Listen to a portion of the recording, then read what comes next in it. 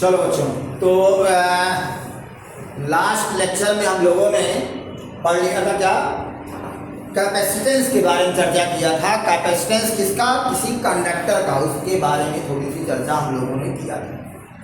और किसी कंडक्टर का कैपेसिटेंस किस बात पे डिपेंड करता है, इस बात की चर्चा हम लोगों ने किया था। तो दो बातें हमने कही थी कि कैपेसिटेंस किसी कंडक्टर का that depends upon the size of the conductor and medium in which that place, जिस मीडियम में वो कंडक्टर रखा होता है इस बात पर भी डिपेंड करता है। तो उसके लिए मैंने थोड़ी सा कुछ क्वेश्चन आप लोगों को दिया था। मैंने कहा था जब सोच के आइएगा, कमेंट के थ्रू भी किसी बच्चे ने नहीं बताया इस बात को, तो चलिए थोड़ा सा हम लोग डिस्कस करते हैं। उम्मीद है कि आप लोगों ने सोचा होगा कि हाँ क्या रीजन होता है। मैंने क्वेश्चन दिया था कि if two charged particle placed in air, two charged particle placed in air at some distance, if these force is F naught, if these two charges, the same charge is placed at the same distance in a medium, कौन से medium में, जिसका dielectric constant क्या है, K है। Then जैसे मान लो मैंने कहा कि ये एक आपका चार्ज था, यहाँ पर मैंने क्या रख दिया, कोई एक क्या रख दिया, मीडियम रख दिया। इस मीडियम का डाइलेक्ट्रिक कांस्टेंट कितना है, K। तो सेम डिस्टेंस पे तो जो फोर्स था वो कितना है, F। तो ये देखा गया कि जो F था that will be 1/k times of F naught. Similarly electric field also reduce, that becomes 1/k times to the E naught। E naught is the electric field in air, F naught is the force between two charges in air। अरे बोलो भाई, बात पकड़ में आ रही नहीं आ रही। तो ये था, तो हमने क्वेश्चन ये कहा। और एक बात कही थी कि जो कैपेसिटेंस था, कैपेसिटेंस इज इक्वल टू था 4 pi epsilon not into K into A, ऐसा कुछ आया था। और हमने बताया था C is directly proportional to A and C directly proportional to K। तो यहाँ इस बात को यानी कि समझने से पहले हमें ये जानने की जरूरत है कि K आखिरकार ऐसा क्या काम है, डाइलेक्ट्रिक मीडियम ऐसा क्या कर देता है जिससे कि फोर्स, इलेक्ट्रिक फील्ड या पोटेंशियल ये रिड्यूस हो जाता है। क्या हो रहा है, देखो ये रिड्यूस हो रहा, कम हो रहा है। बात समझने की कोशिश करते हैं लोग। एक्चुअली जो डाइलेक्ट्रिक मटेरियल होते हैं, एक्चुअली जो क्या होते हैं, डाइलेक्ट्रिक मटेरियल होते हैं, उनके बारे में मैंने बताया था basically they are insulator and polar molecule. अब ये पोलर मॉलिक्यूल क्या होता है, तो सीधी सी बात है, पोलर आया तो नॉन पोलर भी होगा। पोलर अगर होगा तो क्या होगा, नॉन पोलर। पोलर का मतलब होता है कि अगर किसी मटेरियल के मॉलिक्यूल का कुछ डाइपोल मोमेंट हो, if any material, the molecule of any material having some dipole moment without electric field or electric field or the presence of electric field, external electric field। फिर से हमने कहा any molecule of dielectric medium having some dipole moment, if the molecule of any medium having some dipole moment without external electric field or external electric field or the presence of external electric field, external electric field के बिना या external electric field के presence में, दोनों cases में, दोनों में से कोई एक केस हो, अगर उसका खुद का कुछ डाइपोल मोमेंट होगा तो हम कहेंगे ऐसे मॉलिक्यूल क्या कहलाते हैं, पोलर मॉलिक्यूल्स होते हैं। क्या होते हैं वो, पोलर मॉलिक्यूल्स होते हैं। वो पोल बनाते हैं, पोल बनाते हैं कि बनाते हैं। याद करिए हमने बताया था H2O के बारे में बात किया था। H2O क्या था, H2O में मैंने बताया था H ये ऐसा होता है नहीं होता है ऐसा, इसका एक डाइपोल मोमेंट होता है, इसका डाइपोल मोमेंट P हो, इसका भी P होगा, तो ये नेट डाइपोल मोमेंट कैसा जाता है, ये होता है नेट डाइपोल। बात पकड़ में आ रही है क्या, बोलिए क्लियर है क्या? ऐसे तो यहाँ पर ये हो गया क्या, इसका नेट, तो ऐसे मॉलिक्यूल को हम क्या कहते हैं, पोलर मॉलिक्यूल। कुछ ऐसे मॉलिक्यूल होते हैं कि ये विदाउट एक्स्ट्रा इलेक्ट्रिक फील्ड है। अगर एक्स्ट्रा इलेक्ट्रिक फील्ड हो प्रेजेंस में, इलेक्ट्रिक फील्ड के ना होने पे तो वो नॉन पोलर तरह किया करते हैं, लेकिन जैसे एक्सटर्नल इलेक्ट्रिक फील्ड अप्लाई करते हैं तुरंत वो क्या बन जाते हैं, पोलर बन जाते हैं। पोलर यानी कि वो अपना कुछ उनका डाइपोल मोमेंट बन जाता है। पोलर का मतलब होता क्या, अब मॉलिक्यूल which have some या डेफिनेट डाइपोल मोमेंट। अगर कोई मॉलिक्यूल कुछ डेफिनेट डाइपोल मोमेंट रखता है तो उसको हम क्या कहते हैं, पोलर मॉलिक्यूल या डाइपोल कहते हैं। बात पकड़ में आ रही कि नहीं आ रही है, समझ में आया कि नहीं? मुझे नहीं लगता समझ में आया कि नहीं आया। फिर से मैंने कहा कि कोई कि भाई डाइपोल का मतलब क्या होगा, डाइपोल का मतलब होता है जिसका दो पोल हो and that has some definite dipole moment. अब अगर कोई मॉलिक्यूल बिना इलेक्ट्रिक फील्ड के या इलेक्ट्रिक फील्ड के प्रेजेंस में कुछ डेफिनेट डाइपोल मोमेंट शो कर रहा है तो हम कहेंगे वो क्या है, पोलर मॉलिक्यूल है। बात पकड़ में आ गई कि नहीं आ गई? अब मैंने कहा कि जब किसी डाई इलेक्ट्रिक मटेरियल को यानी किसी इंसुलेटर, और वो कैसा इंसुलेटर हो, पोलर, पोलर कैसा हो उसके मॉलिक्यूल, पोलर, यानी कि एक्सटर्नल इलेक्ट्रिक। जैसे मान लो मैंने कहा कि ये आपने एक फील्ड लगाया, क्या लगाया, एक ये फील्ड लगाया, कौन सा फील्ड, यूनिफॉर्म इलेक्ट्रिक फील्ड आपने लगाया। मान लो ये यूनिफॉर्म इलेक्ट्रिक फील्ड था। अब इसमें अगर मान लो कोई आपने क्या रख दिया, कोई एक मटेरियल रख दिया, कोई मीडियम रख दिया। बात पकड़ में आ रही है कि नहीं आ रही है? तो अब जैसे ही मीडियम लगा इलेक्ट्रिक फील्ड आप अप्लाई करोगे तो क्या होगा जरा बताइए। तो होता क्या है कि जो ये मॉलिक्यूल इसके होते हैं, जो एटम होते हैं, वो क्या हो जाते हैं, पोलराइज्ड हो जाते हैं। वो क्या हो जाते हैं, पोलराइज्ड। पोलराइज्ड का मतलब ये हुआ अगर ये पॉजिटिव है, ये निगेटिव है, तो निगेटिव यानी इलेक्ट्रॉन इधर शिफ्ट हो जाता है और पॉजिटिव आयन इधर शिफ्ट हो जाता है, और ये बन जाता है क्या, बना लेता है क्या, अपना एक डाइपोल बना लेता है। क्या बना लेता है, एक डाइपोल। तो इसका खुद का कुछ डाइपोल मोमेंट होगा। क्या होगा, डाइपोल मोमेंट होगा। ऐसे जितने मॉलिक्यूल होंगे सब के सब इस तरह से क्या हो जाएंगे, एलाइन। तो हम कहते हैं कि ये क्या हो गया, पोलराइज्ड हो गया। ये मटेरियल क्या हो गया, पोलराइज्ड हो गया। पोलराइजेशन का मतलब होता है किसी पर्टिकुलर डायरेक्शन में अलाइंड होना, किसी पर्टिकुलर डायरेक्शन में अलाइंड होना, क्या कहते हैं हम लोग, पोलराइजेशन कहते हैं। निगेटिव चार्ज अगर आपका एक सारे निगेटिव चार्ज एक डायरेक्शन में लाइन हो गए और पॉजिटिव चार्ज एक डायरेक्शन में लाइन हो गए, तो हम कहेंगे क्या कि ये पोलराइज। जैसे यहाँ देख रहे हो क्या, जितने निगेटिव चार्ज है सबके सब इधर लाइन हो जाएंगे और पॉजिटिव कैसे लाइन हो जाएंगे, इधर लाइन हो जाएंगे। बात पकड़ में आ रही है कि नहीं आ रही है? ये कैसे लाइन होते हैं इस बात की चर्चा मैंने आई थिंक इसी चैप्टर में शुरुआत में किया था, जब किसी मॉलिक्यूल को हम रखते थे किसमें, एक्स्ट्रा इलेक्ट्रिक फील्ड में। मैंने कहा था वो खिंचता है इलेक्ट्रॉन इधर, ये इधर खिंचता है। या करिए वीडियो में आप फिर से चेक करिएगा, शुरुआत में ही मैंने बताया था जब कंडक्टर की बात की थी, फ्री इलेक्ट्रॉन की बात मैंने की थी। फिर कहा था इलेक्ट्रिक फील्ड है तो वो क्या हो जाता है, इस तरह से बनाया जाता है, फील्ड को बढ़ा के इलेक्ट्रॉन बाहर निकल आता है। कुछ ऐसी चर्चा की है, आप देखिएगा लास्ट वाला टॉपिक। तो इस तरह का ये ओवल शेप है, तो इसको हम क्या कहते हैं, पोलराइज। अब ये जो है अपना खुद का एक इलेक्ट्रिक फील्ड बना लेगा, ये अपना एक खुद का इलेक्ट्रिक फील्ड बना लेगा ऐसा। और जितने भी ये मॉलिक्यूल है सबके इलेक्ट्रिक फील्ड का डायरेक्शन क्या होगा, एक जैसा होगा। सबके इलेक्ट्रिक फील्ड डायरेक्शन कैसा होगा, एक जैसा होगा। जब एक जैसा होगा तो इसके अंदर एक इलेक्ट्रिक फील्ड डेवलप हो जाएगा। इसके अंदर क्या डेवलप हो जाएगा, एक इलेक्ट्रिक फील्ड। उस इलेक्ट्रिक फील्ड का जो डायरेक्शन होगा, टोटल इलेक्ट्रिक फील्ड डायरेक्शन किधर होगा, ये इस तरफ हो जाएगा। ये क्या हो गया कि इंटरनल इलेक्ट्रिक। अरे बोलो भाई, बात पकड़ में आ रही है कि नहीं आ रही? कुछ ज्यादा हाई फाई हो रहा है क्या, टेक्निकल तो नहीं हो रहा, पकड़ में आ रहा है? बोलिए, समझ में आ रहा ना? तो ये इंटरनल, और फिर ये आपने इलेक्ट्रिक फील्ड लगाया था, ये कौन सा फील्ड लगाया था बेटा? एक्सटर्नल।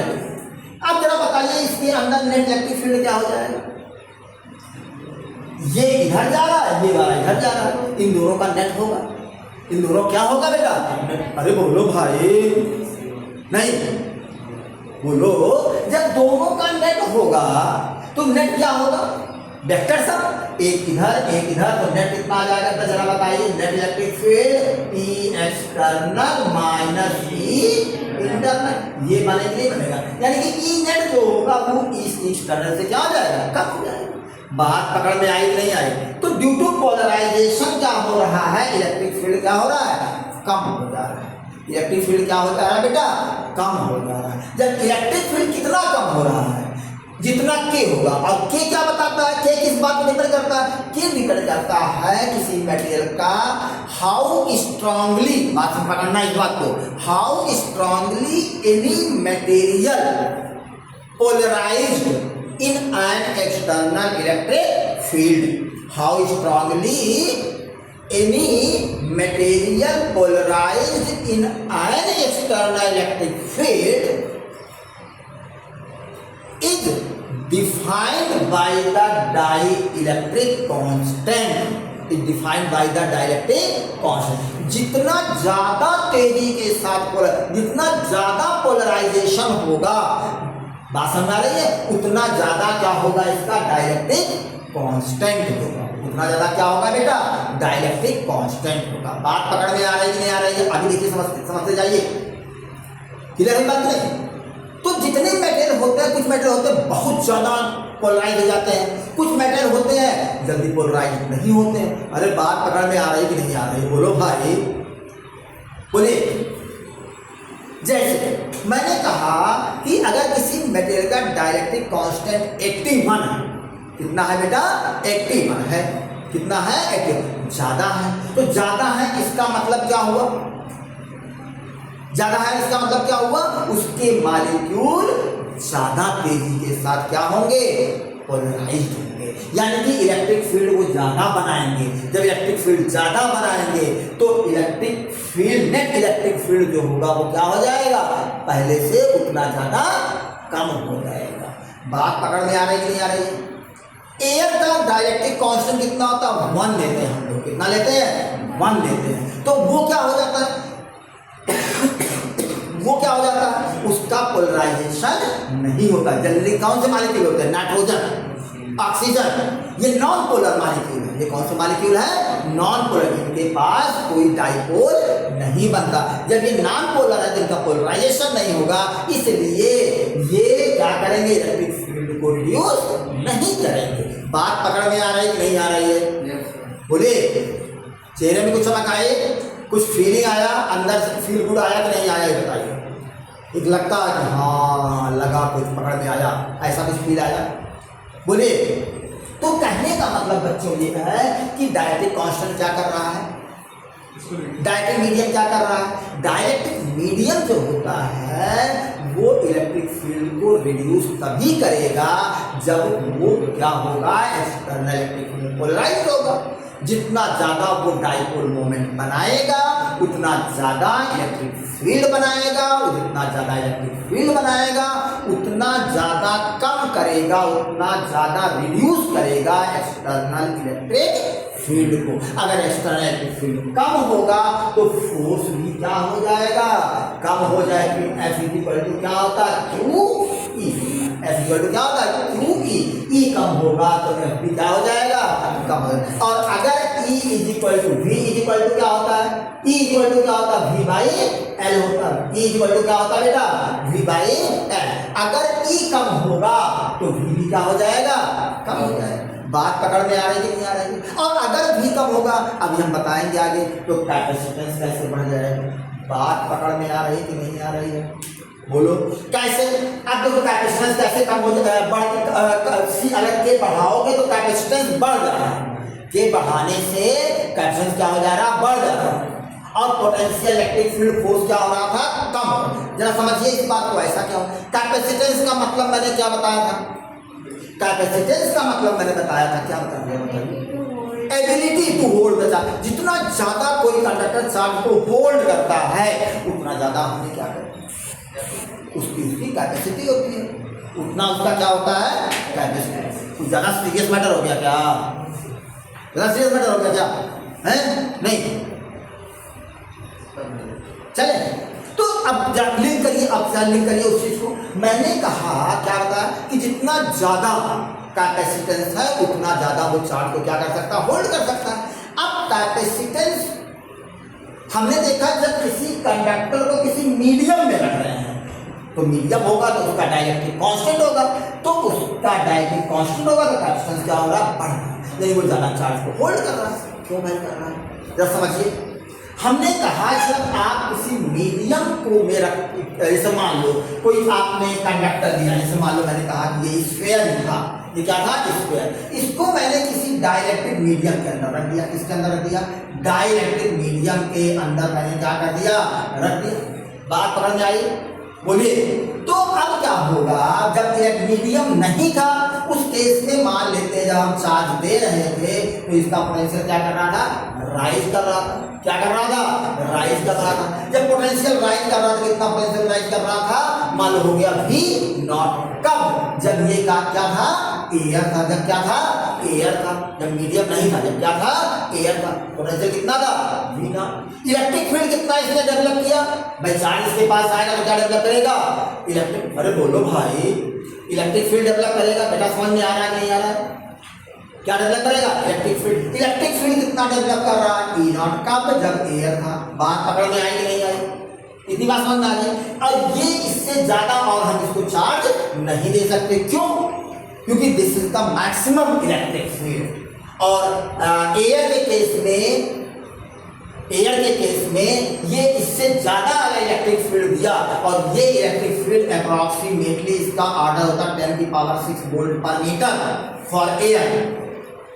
फॉर एयर इसको हम कहते हैं डाइलेक्ट्रिक स्ट्रेंथ। कल बात हमने किया था, एयर का डाइलेक्ट्रिक स्ट्रेंथ कितना होता है, 10⁻⁶ वोल्ट पर मीटर। यानी इससे ज्यादा इलेक्ट्रिक फील्ड आपने लगाया तो क्या हो जाएगा, डाई इलेक्ट्रिक ब्रेकडाउन हो जाएगा। इसको हमने कल क्या कहा था, इलेक्ट्रिकल ब्रेकडाउन। बात पकड़ में आ रही नहीं आ रही, कुछ निकाल हो रहा है। इलेक्ट्रिकल ब्रेकडाउन का नाम याद आया कि नहीं आया, maximum electric field which can tolerate by any dielectric medium without electrical breakdown.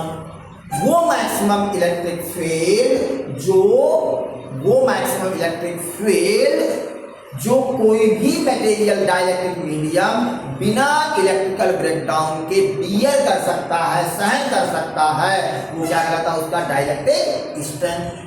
Air का डाइलेक्ट्रिक स्ट्रेंथ कितना होता है, अप्रॉक्सीमेटली 10⁻⁶ वोल्ट पर मीटर होता है। बात पकड़ में आई। तो यहाँ जो इलेक्ट्रिक फील्ड यहाँ डेवलप किया मैंने, वो कितना किया, लगभग इसी से, इससे कम ही है, इससे ज्यादा नहीं। अब और 40 को नहीं सकते। लेकिन जैसे ही इसको हमने कहाँ रखा, किसी मटेरियल मीडियम में रखा।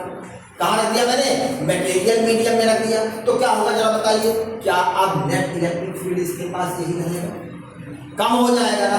कितना हो जाएगा, इलेक्ट्रिक फील्ड क्या हो जाएगा, कम हो जाएगा। इलेक्ट्रिक फील्ड क्या हो जाएगा, कम हो जाएगा। ध्यान से लिंक करिए, इलेक्ट्रिक फील्ड क्या हो जाएगा बेटा, कम हो जाएगा। जब इलेक्ट्रिक फील्ड कम हो जाएगा तो लिंक करिए, इलेक्ट्रिक फील्ड कम हुआ तो वोल्टेज क्या हो गया, पोटेंशियल क्या हो गया, कम हो गया।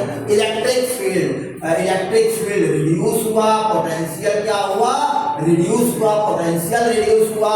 तो आप जानते हो C इक्वल टू क्या होता है, Q/V। V कम हुआ तो C क्या हो गया, C बढ़ गया, मतलब अब इसका कैपेसिटेंस बढ़ गया। अरे भाई वोल्टेज कम ही तो करना था, इलेक्ट्रिक फील्ड कम करना था। तो जब इलेक्ट्रिक फील्ड इसका हमने कम कर दिया, वोल्टेज कम कर दिया, तो और चार्ज तो उसको दे ही सकते। अरे बोलो भाई, किसी कंटेनर, यार क्या बात कर रहे हो भाई, जरा उस एनालॉजी चाहिए ना। किसी कंटेनर में पानी कब भर सकते हो बिना फ्लो के, ओवरफ्लो के, जब उसका लेवल थोड़ा नीचे होगा। अरे बोलो ना। और लेवल को हमने किससे कंपेयर किया था, पोटेंशियल से। वाटर लेवल किससे कंपेयर किया था, पोटेंशियल से। पानी के लेवल को कम कर दो, उसके बाद पानी भर दो। तो पानी को लेवल कम करने का मतलब क्या हुआ, यहाँ पर वोल्टेज को कम कर दो। वोल्टेज कैसे कम कर दिया हमने, अरे बोलो ना। पकड़ में आया कि नहीं आया, पकड़ में आया। मीडियम रख दिया, मीडियम रखने से इलेक्ट्रिक फील्ड कम हुआ। इलेक्ट्रिक फील्ड कैसे कम हुआ, वो सारी चर्चा हमने कर लिया। बात समझ में आई नहीं? तो इस तरीके से हमने क्या देखा, जैसे ही किसी डाइलेक्ट्रिक मीडियम में रखते हैं तो उसका पोटेंशियल क्या होता है, रिड्यूस होता है, इलेक्ट्रिक फील्ड रिड्यूस होता है, as a result capacitance will increase, that can store more charge, that can store. बात पकड़ में आई नहीं है? बोलिए, एक बात विजुलाइज कर लीजिए इसको।